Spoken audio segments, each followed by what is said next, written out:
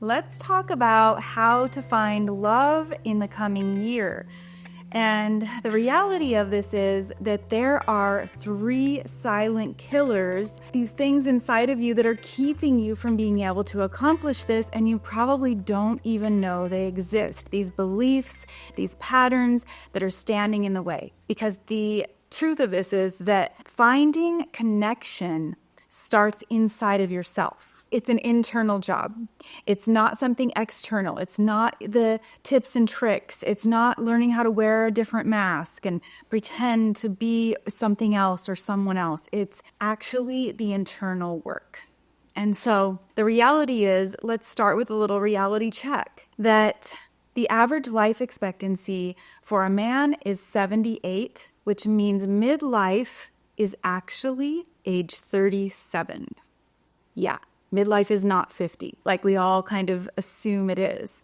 And for women, the average life expectancy is 80, which means midlife is age 40. And so there's a sense of urgency for some people. If you're someone who wants to create that connection that's actually going to bring some incredible meaning into your life, then you're going to want to hear what I have to say, because it's probably not stuff that you're going to hear anywhere else. So if you're new here, I'm Ketra Thompson, and I'm a certified master hypnotist and a relationship coach.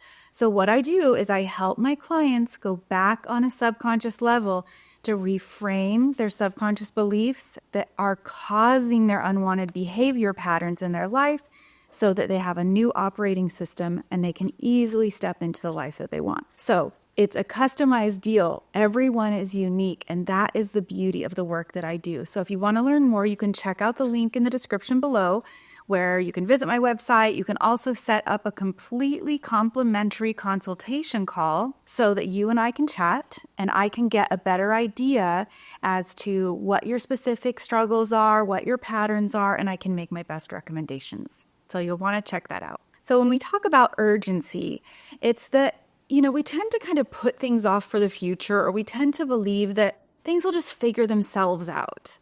And that's just not how it works in any realm, in the success realm, in love, in life in general.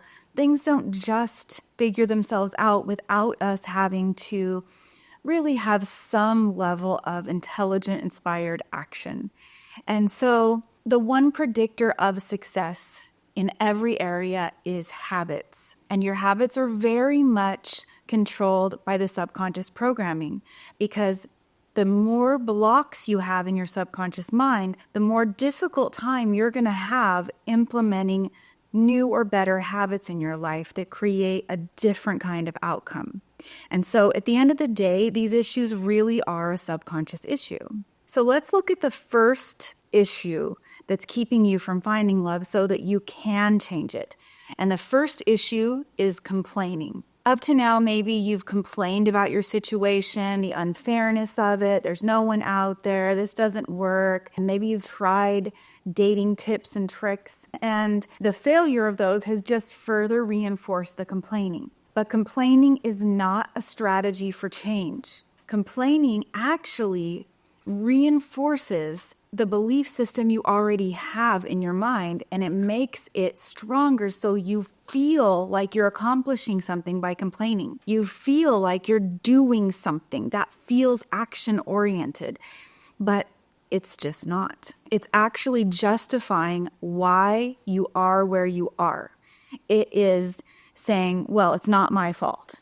It's keeping you in a victim mentality, because you're saying, well, because of this and because of that and because of this, and none of that's my fault, and it's keeping you stuck. The other thing you want to realize is that complaining keeps you in problem mode, and problem mode never solves anything. Where you really want to be is in a creative mode, and you can't enter a creative mode in your life if you're stuck in problem mode.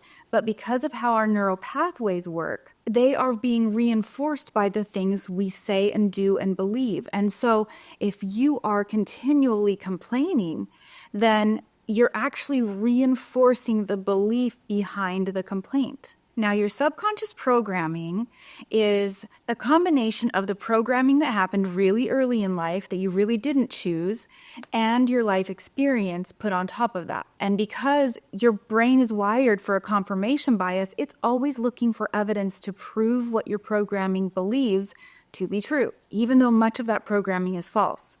And so you've created life experiences that have proved that belief system to be true because you've been looking for it. You know, if you decide you're going to drive down the street and you go, I'm going to see how many red cars I can count. You will see red cars everywhere and you will not know what those other cars were around you. You wouldn't be able to tell me if I said, count how many red cars you can find in this 20-minute drive. And then let's say we get to the end of that drive and I say, okay, now tell me how many blue cars there were. You will have no idea.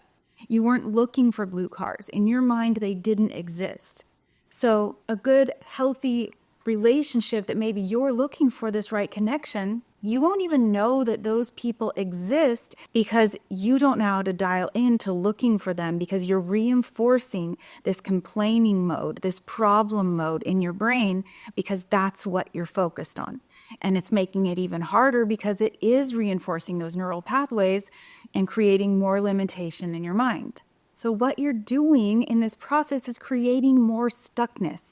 And that really leads me into the next part of this. And the reality of the next part is that everything you want is on the other side of fear. But fear will keep you in that stuckness and keep you repeating these patterns more than anything else. And so the next thing you really need to do is you need to have capacity for openness. And I want to tell you what that means. Having the capacity for openness means that you are open to possibilities and experiences that you have not yet experienced, without labeling, without putting up walls, and without creating more distance. So let me give you a little bit more of an example of what I'm talking about. I knew someone who told me they were very, very attracted to the sort of business side of me. They had known me in a business capacity before we briefly dated a few times.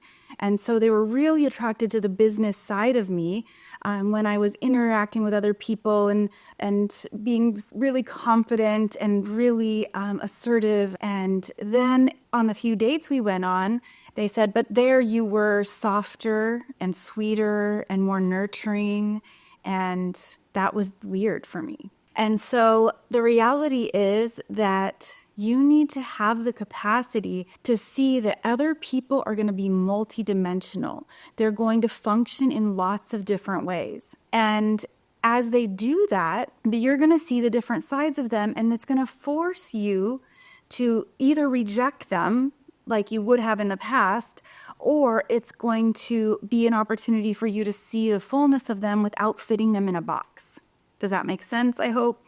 When you have this predetermined way that someone is supposed to be, or that, you know, the only people you like, then we put them in a box and we don't have capacity to allow people to come into our lives that aren't what we're used to. And if you're trying to change the pattern of what you're used to, then you're going to want to have the capacity to allow someone that is new and different and unknown into your life so you can create what you're actually looking for. But instead, we tend to choose the same type of person over and over and bring them into our life because that feels familiar. It feels comfortable. And so you keep picking people that really kind of stroke your ego instead of what you really want. And it's frustrating because then you aren't really satisfied with the relationship dynamic. And so if you don't fix your insecurities, that ego part of you that's making you choose the person that strokes your ego, then you're never going to get to the point where you want, because that's just low-hanging fruit. That's what you've always done. That's what you've always known. And that low-hanging fruit is pretty easy, but it doesn't require much of you. It doesn't require you to grow and stretch and learn and do something new.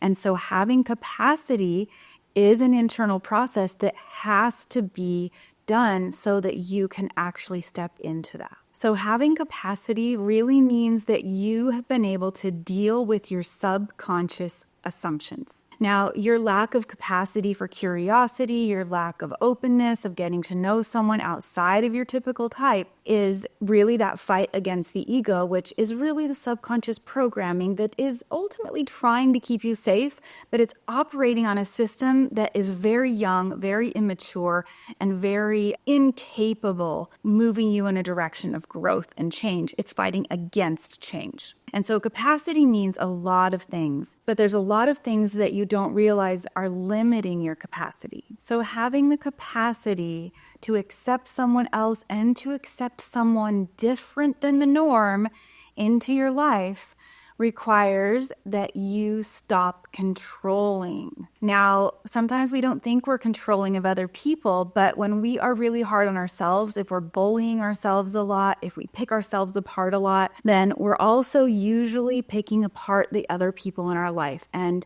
as a subconscious protection mechanism, oftentimes you'll fault find with the people you're with. So you'll pick them apart about stupid things.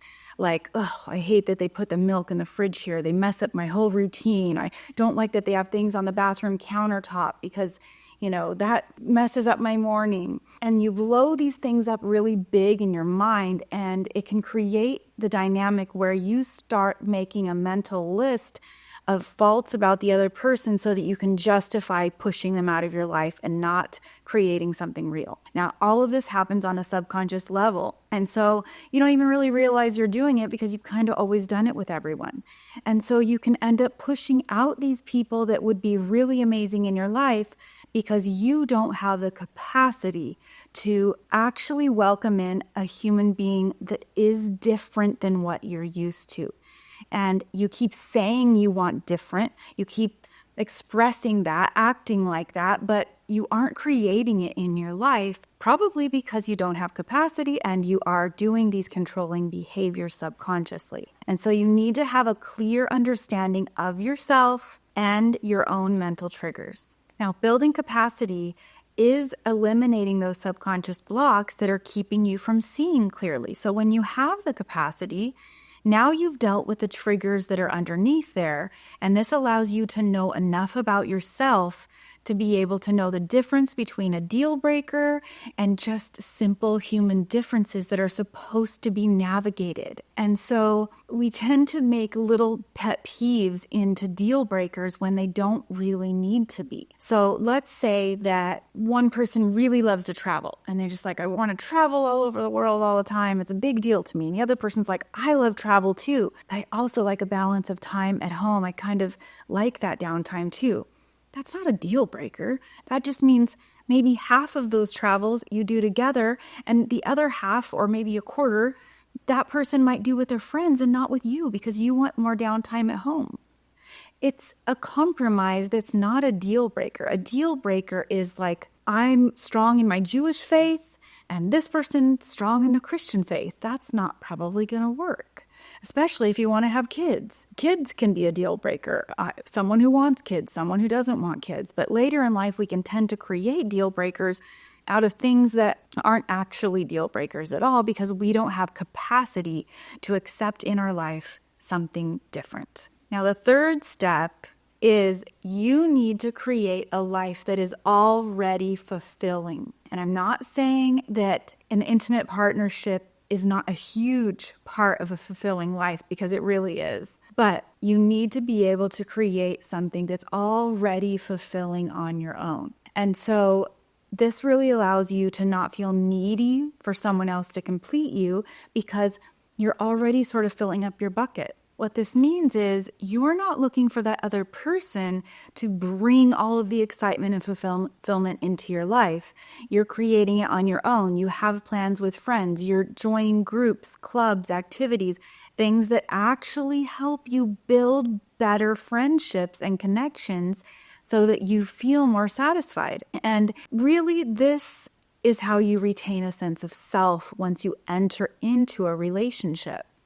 You're able to integrate someone else into your life, doing some of the things you like to do with you doing things they like to do with them, you still having your own separate time to do things on your own. And that is how actual interdependence works. You're there for each other, you're building towards something bigger, but you're taking your time and you're not abandoning the things that you love because you've taken the time initially to create a life that you love. A lot of times people haven't even taken this step, and a lot of men do this. They rely on a spouse to create a social network for them, to create the activities in their life, and they don't do it for themselves.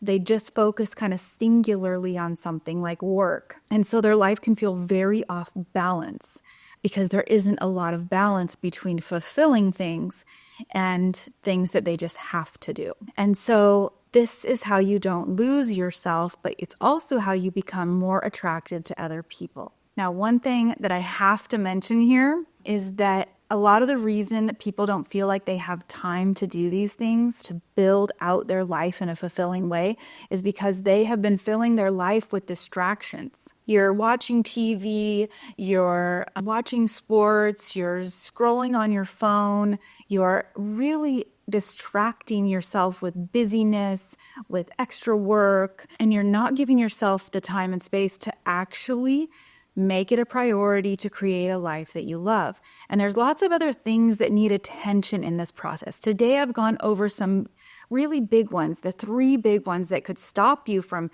finding love. And I'm going to give you some steps that can help move you toward finding love, because as soon as you stop some of these things and start doing them properly, that is the step. But there's a lot of other things that really do need to be addressed. And so those are the things I'm addressing in my new men's program, where you can actually get to the heart of all of these things so you can function in a really amazing way, in an assertive way, in a way that you are able to communicate clearly and maintain your own identity and not be the people pleaser and not be reactive emotionally, and be really centered in yourself. And so again, before I get into the steps you can take today, I just want to mention, if you want some help doing this, because let's face it, none of us change and heal on our own. We just don't. We're fighting with our willpower when we're trying to do that. And so we really do heal together. So if you want to talk about that, check out that link and set up that completely complimentary consultation call. Now, here's the steps you can take to start working on these things on your own, the DIY steps. So first, you want to start asking yourself, where are you judging other people the harshest? Where are those judgments? You're probably judging yourself harshly in those areas as well. And if you start noticing what those judgments are when they come up, it can give you a lot of insight into what those blocks are that are keeping you from becoming this incredible version of you that is naturally able to welcome new, high-quality human beings into your life, whether that's in the dating world, whether that's in your friendship realm, whether that's at work. Maybe you're even married and you're trying to find a way to have an authentic connection with your spouse. This is a great place to start. Where am I being harsh in my judgment of others? Now, the next thing you can do is ask yourself, is this a pattern of complaining or hopelessness? Like, what am I thinking? Am I complaining all the time? Am I complaining about the weather every day? Am I complaining about the traffic every day? Am I complaining about that way that person drives in front of me every day? Am I complaining about my coworker every day? Am I complaining about whatever? Start paying attention to what you're complaining to, because you are reinforcing those neural pathways every time you complain about stuff. Doesn't mean some of those complaints aren't valid, but if there isn't an action step that you can take to make it right, to communicate with someone else what you'd like, to be proactive, then stop the complaining. Complaining only belongs there if you are going to take an actionable step to make it different. Otherwise, you need to switch your focus, because you really are reinforcing those neural pathways to get stronger and stronger. And this is where someone's just bad day can become a bad week, can become a bad month, can become a bad year, and can become a bad personality trait that is now identified with who you are. I always think about my father-in-law, who, sweet, good man, but I always said he's the happiest grumpy person you'll ever know, because he had just made a habit of being grumpy about everything. But if you really got to know him, he really wasn't that grumpy. But he had reinforced those neural pathways so much that this is how he operated. And because of that, it did probably create some stuckness in other areas of his life. And so the third thing you can do on your own is you can really challenge the inner narrative without making excuses for yourself, without saying, well, I talk badly to myself and beat myself up, but if I don't, then I'll never get it done. Or whatever the inner narrative about the other person is, you can challenge that without making excuses, without saying, well, I deserve this, or I was the victim there, or that wasn't fair, and nobody appreciates a good man anymore. Nobody appreciates a good woman anymore, or whatever. It's actually really toxic if you are continuing with a narrative like that without challenging it, and you're making excuses for yourself. It really keeps you from creating the kind of growth that you actually want to have. And I'm going to give you one bonus tip here, which is probably the biggest and best one. But first, I do want to talk just for a minute, in case you're newer here, about the hypnotherapy process. The reason this works so incredibly well is because it works on a subconscious level. Now, our subconscious mind is running over 95% of everything we think, feel, and do, but we don't have access to it. The only time we have access to the subconscious mind is in hypnosis. And so when we do a custom hypnotherapy process, we're able to go back and reframe those beliefs with truth so that you can have a new operating system moving forward. And so what I hear so much from my clients is, this absolutely changed my life. I don't even know how to explain it. It's just the best thing I've ever done for myself. Or I did more with you in 5 weeks than I could have done in 5 years of regular talk therapy, because it is just so profound. So if you're tired of wasting time and you're tired of just, trying different things and never really creating momentum, then you have to decide whether or not you actually want change. Because if you do, then you'll take an action step to create it. And I love doing that with my clients, so that I can see their progress and they can actually feel different in their own life. So the last bonus tip that you can do is that you can do the thing that you want to do the least first in every single day. Now, when we do the thing that we don't want to do, it actually creates a dynamic where everything else gets easier. We no longer have to spend the energy wearing the mask, playing pretend, following the rules, doing what other people expect, or numbing out. All of that actually takes a lot of energy. So when we rip that away and we step into our authenticity and we do the thing we don't want to do and make it our top priority, that's when we create momentum. This is how rich people get rich. They prioritize the hardest thing first, and then all those smaller things kind of fall into place. Instead of avoiding the hard thing and then expecting things to fall into place, it just doesn't work that way. We need to do the hard thing, and that hard step might be investing in yourself and making a choice to be intentional about what you want, because things don't just accidentally fall in our lap in our life. So I hope that was helpful, and until next time, I hope you curate a life by your own design.